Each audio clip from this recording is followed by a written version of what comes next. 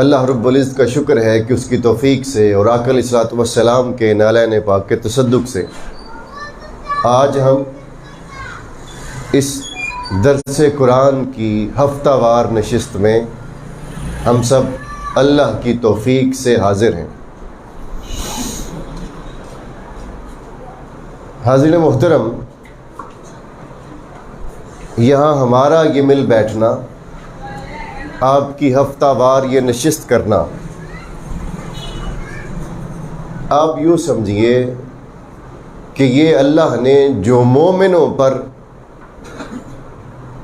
اس کے اہل و عیال، اس کے عزیز و اقارب، اس کے دوست، اس کے محلے دار، اس کے کولیگز، اس کی جاب کے ساتھی، اس کے کاروبار کے بزنس کے ساتھی، ایک مومن پر جو اللہ نے ان سب کے حقوق رکھے ہیں، ان حقوق کی ادائیگی کا ایک ذریعہ آپ کی یہ نشست بھی ہے۔ اب آپ کے ذہن میں سوال آ سکتا ہے کہ کیسے؟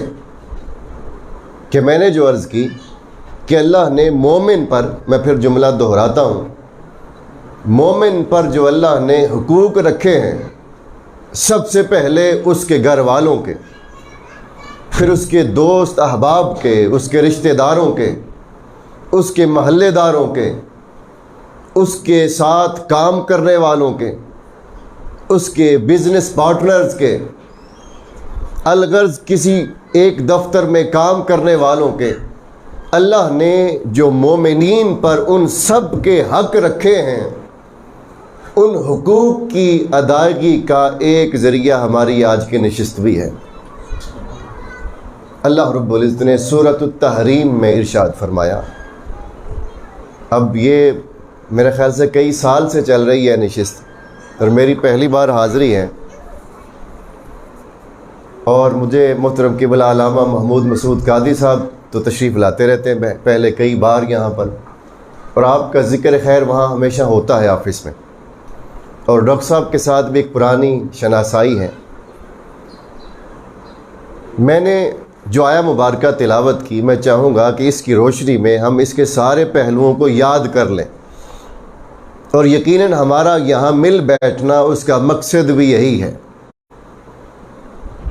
اللہ رب العزت نے سورۃ التحریم میں ارشاد فرمایا، یا ایھا الذین آمنوا، اے ایمان والو، اے وہ لوگو جو ایمان لے آئے ہو، اے میرے بندو جنہوں نے میرے حبیب کے دعوت کو، میرے حبیب کی دعوت کو قبول کر لیا ہے، اے وہ بندو جو میرے مصطفیٰ کو مان چکے ہو، اے وہ میرے بندو جو میرے حبیب کے نقش قدم اور میرے حبیب کی سیرت طیبہ کو اپنانے کا ارادہ کر چکے ہو، اے میرے بندو جو میرے حبیب پر ایمان لا کر اپنا سب کچھ میرے مصطفیٰ کے سپرد کر چکے ہو، یا ایھا الذین آمنوا، اے ایمان والو، اے میرے مصطفیٰ کے غلاموں، اے میرے حبیب کی غلامی کا پٹا اپنے گلوں میں ڈال لینے والوں، سن لو۔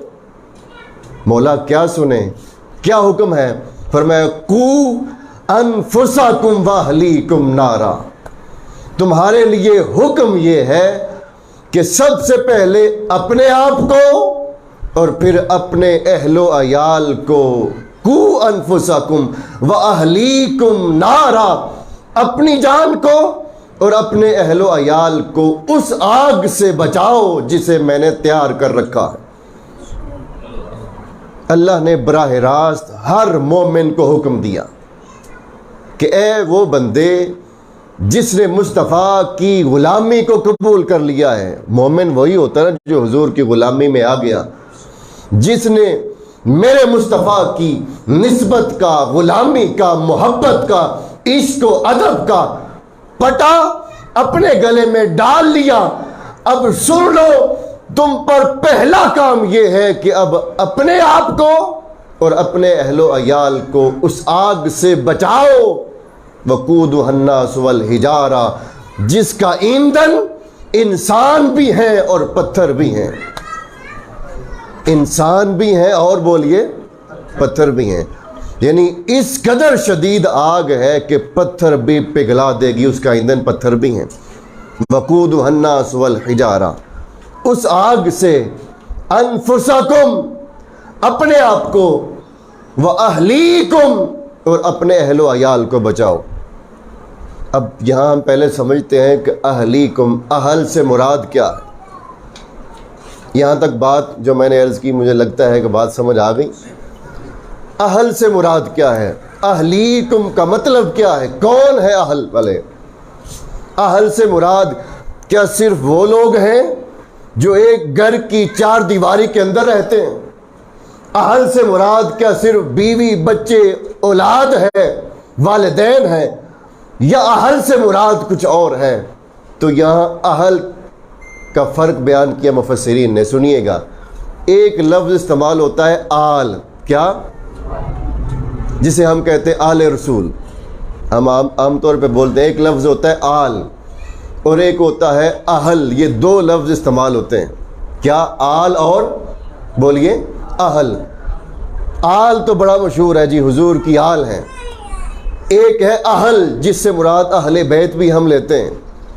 یہ دو لفظ عربی زبان میں کسی بھی شخص سے تعلق رکھنے والے لوگوں کے لیے استعمال ہوتے ہیں. اب مفسرین یہاں فرق بیان کرتے ہیں.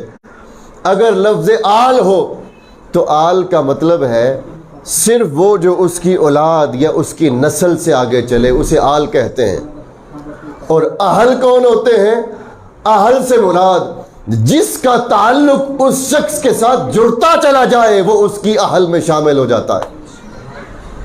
آل ہو تو صرف اولاد ذریت ہے، اور اگر اہل ہو تو صرف اولاد نہیں، یعنی ایک چار دیواری میں ایک گھر میں رہنے والے لوگ نہیں. اہل سے مراد ہر وہ شخص ہے جس کا تعلق اس بندے سے جڑ جاتا ہے، وہ اس کی اہلیت میں آ جاتا ہے. یہاں رب کائنات نے یہ حکم دیا، اے میرے بندے، جب میرے حبیب کی غلامی تو نے اختیار کر لی، اب سن، جس کا تعلق تجھ سے جڑا ہے، بھلے وہ گھر میں ہو، بھلے وہ کاروبار میں ہو، بھلے وہ دوست ہو، بھلے وہ محلے دار ہو، جس کا کنیکشن تیری ذات سے جڑا ہے، اب تجھ پر لازم ہے ہر لمحے کوشش کر کہ اسے اس دوزخ کی آگ سے بچا لے. اسے اس دوزخ کی آگ سے بولیے بچا لے. تو اہل اور آل، یعنی یہاں اللہ نے اہلیکم سے مراد صرف گھر والے مراد نہیں، جس کا تعلق آپ کی ذات سے ہے، بھلے وہ دوست بنا، بھلے وہ آپ کا والد بن کے آپ کے ساتھ تعلق بنا، آپ کا بیٹا بن کے تعلق بنا، آپ کی ماں بن کے تعلق بنا، آپ کی بیوی، آپ کا شوہر بن کے آپ کے ساتھ تعلق بنا، آپ کے کاروبار میں آپ کے ساتھ تعلق بنا، یعنی جس طریقے سے بھی اس کا کنیکشن آپ کی ذات سے جڑا، وہ آپ کے قریب آیا، اب اہلیکم کے اندر داخل ہوا. رب کائنات نے فرمایا مومن تجھ پر حق ہے میرے بندوں کا، اگر تجھے یہ شعور ملا کہ تو میرے قریب ہوا، مولا کے قریب ہوا، میرے حبیب کے قریب ہوا، میرے حبیب کے دین کو اپنی ذات پر لاگو کرنے لگا، اب سن لے، اس کو صرف اپنی ذات تک نہ رکھ، اہلیکم، اپنے اہل و عیال پر بھی اسی قاعدے کو لاگو کر. تو میں چونکہ پہلی نشست ہے تو میں مبارکباد بھی آج پیش کروں گا کہ آپ نے ایک مستقل مزاجی کے ساتھ جیسے یہ سلسلہ جاری رکھا ہوا، ایک تسلسل کے ساتھ یہ ہمارے معاشرے کے اندر سے یہ چیزیں اب آہستہ آہستہ نکلتی چلی جا رہی. اب اس نشست کا مقصد و فائدہ، پہلا مقصد کیا ہے کہ صحبت اچھے لوگوں کی صحبت نصیب ہونا. کیا بولیے؟ اچھے لوگوں کی صحبت نصیب ہونا. اب تعلق جڑ گیا نا، اہلیکم کے تحت آپ کے ارد گرد رہنے والے لوگوں کا تعلق آپ سے جڑ گیا، ان کی ذمہ داری اللہ نے مومن پر ڈال دی. اے بندہ مومن، اب تجھ پر میری یہ ڈیوٹی لگ گئی،